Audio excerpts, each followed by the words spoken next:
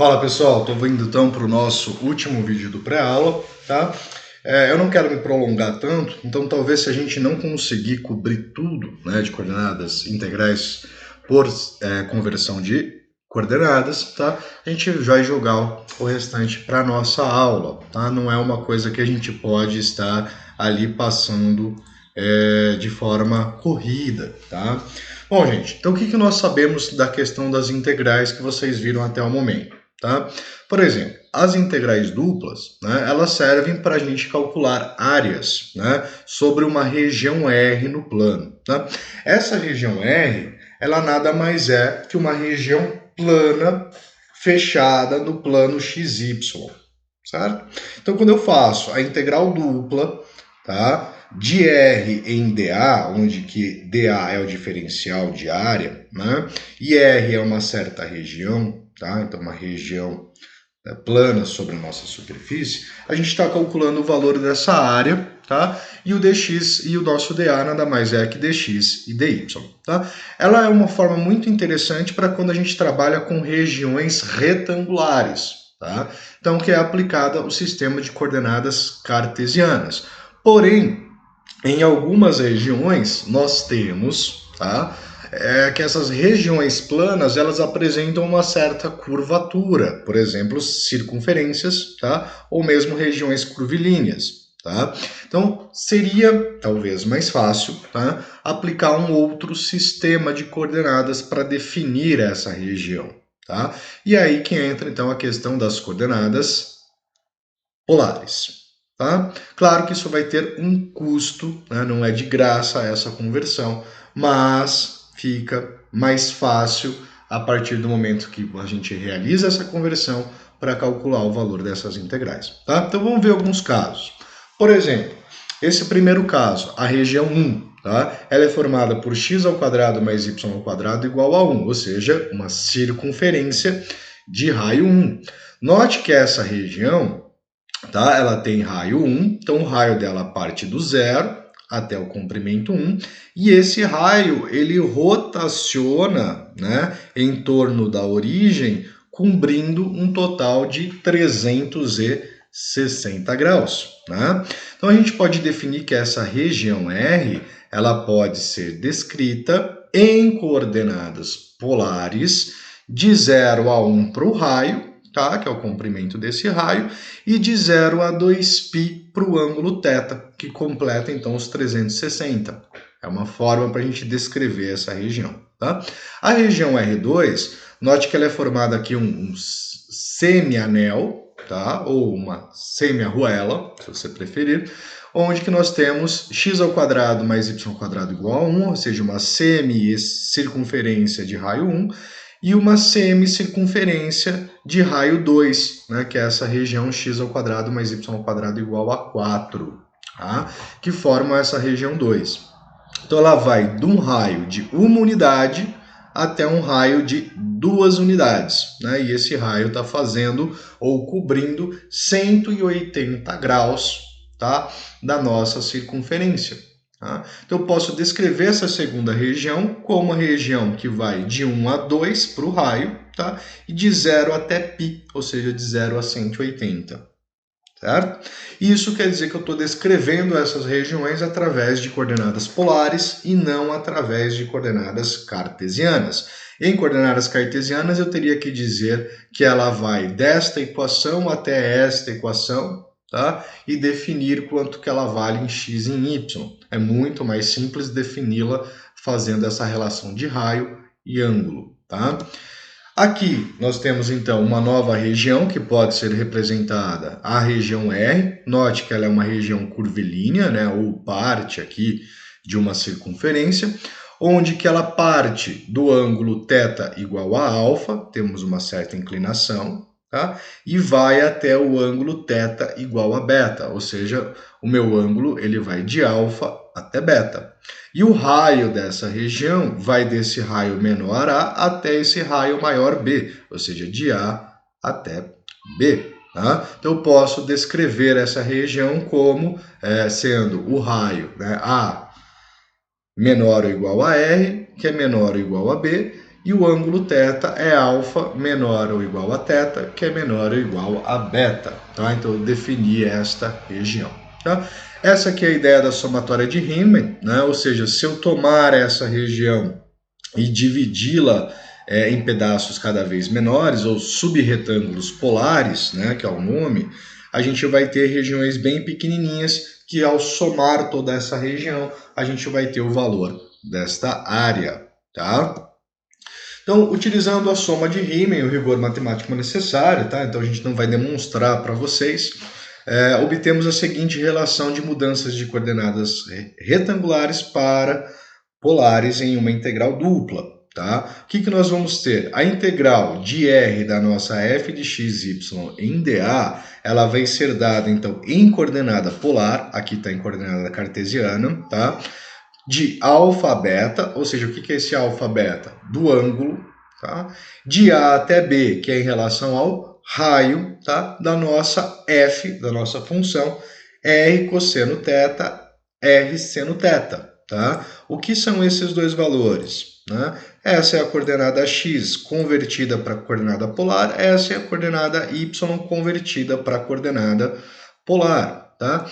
E o que também muda é a nossa relação da diferencial. Em coordenada cartesiana, o diferencial de A ele é dx dy.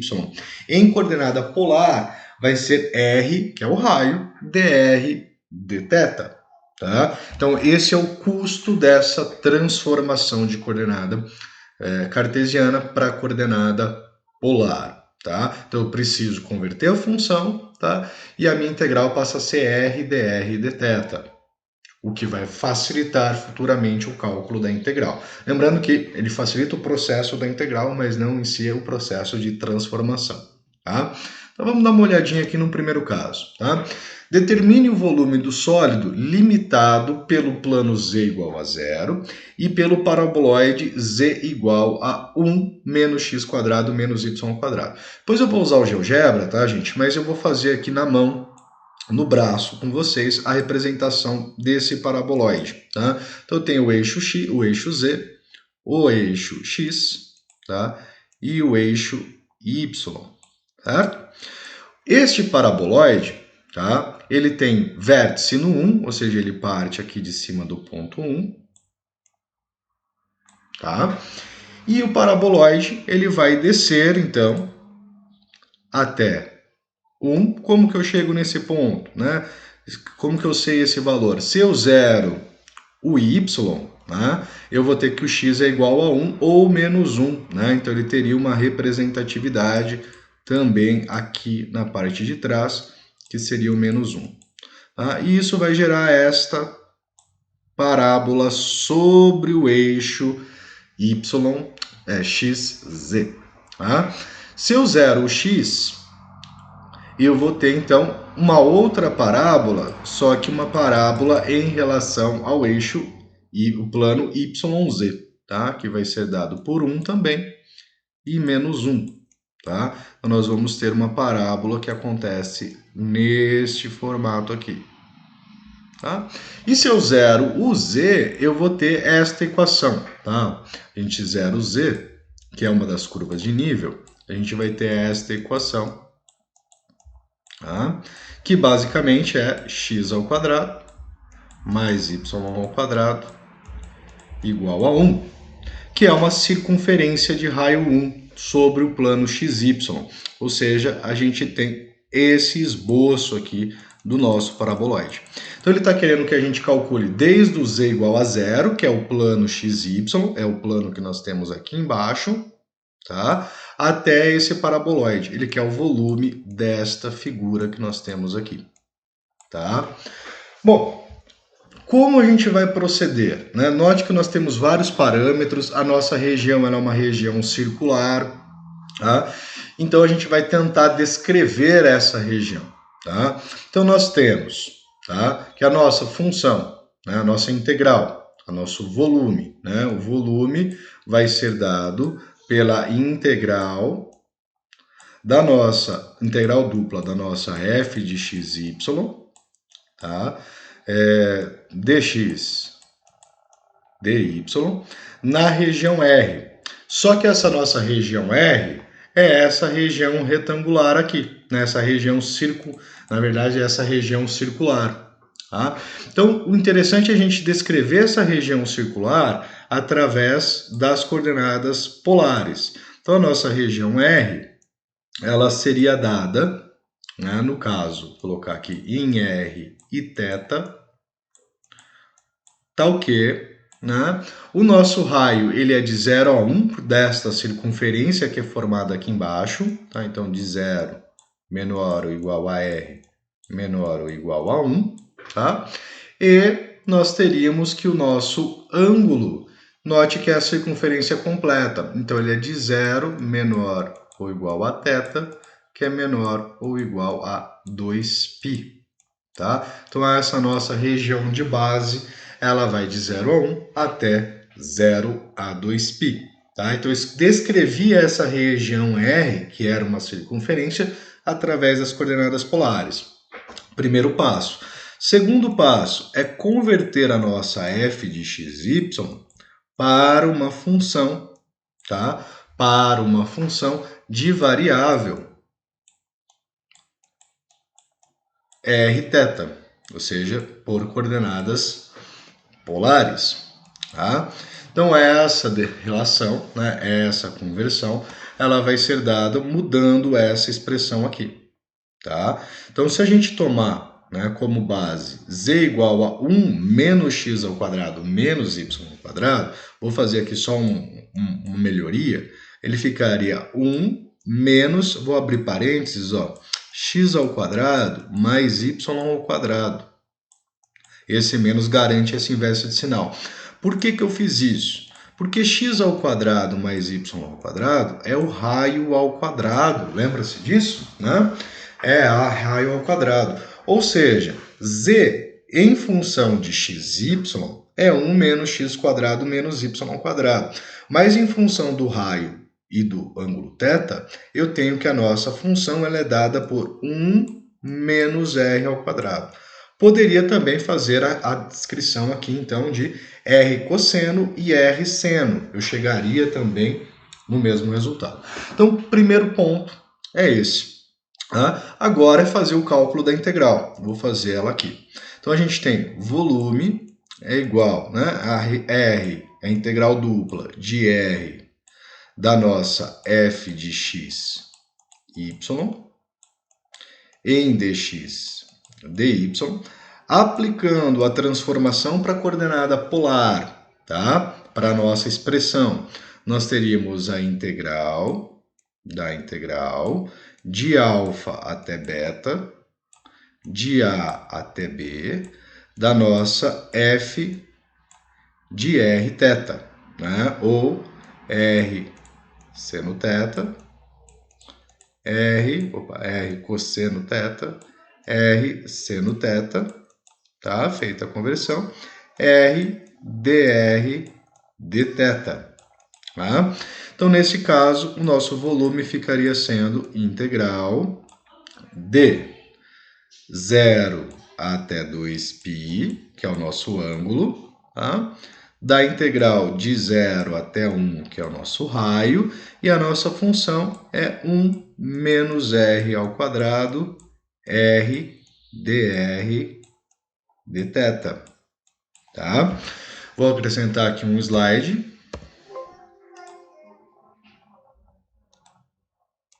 Vou acrescentar aqui um slide para a gente resolver bonitinho, tá? Vou fazer a distributiva, né? Como que a gente faz o cálculo dessa integral, né? Vai ficar integral de 0 até 1.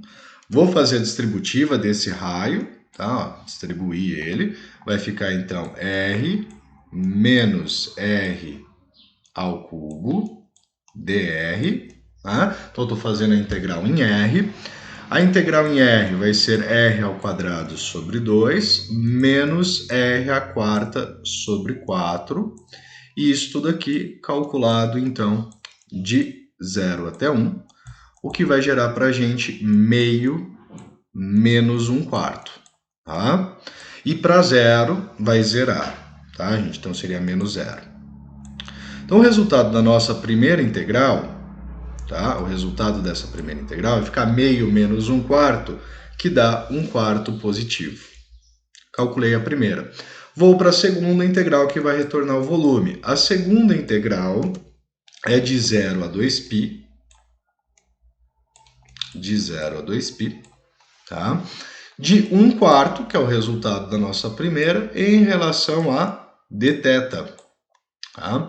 Então, nós teremos aqui a integral de 1/4 de θ vai ser 1/4 de θ.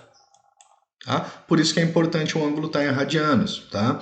E isso vai calculado de 0 até 2π.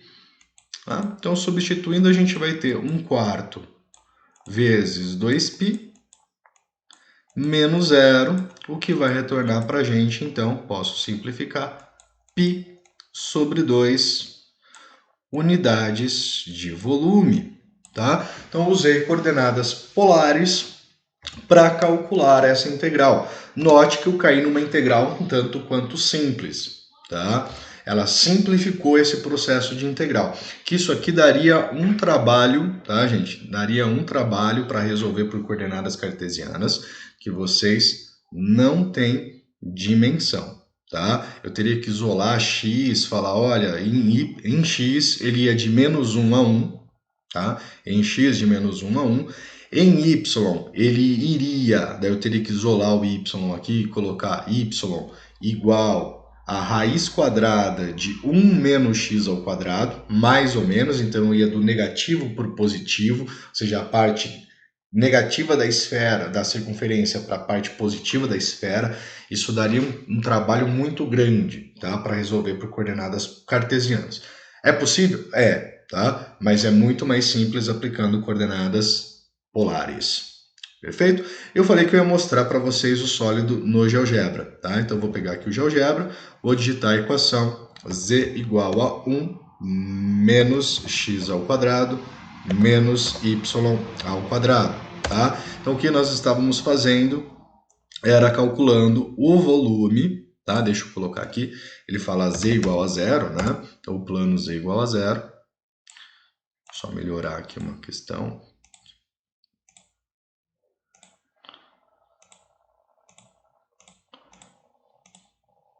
Tá? Então nós estaríamos calculando, deixa eu dar um zoom, o volume desta forma, tá? Desse elipsoide, do plano, tá? Então tirando essa parte que está aqui embaixo, tá? Desta região até essa parte, a gente está calculando o volume desta figura. Então note que eu tenho ali a circunferência de raio 1, tá? Então, e ela pega 360 graus a nossa região plana, tá? Pessoal, a questão de integrais, então, por coordenadas cilíndricas e esféricas, a gente fala sobre elas na nossa aula, no nosso momento síncrono, tá? Grande abraço, fui!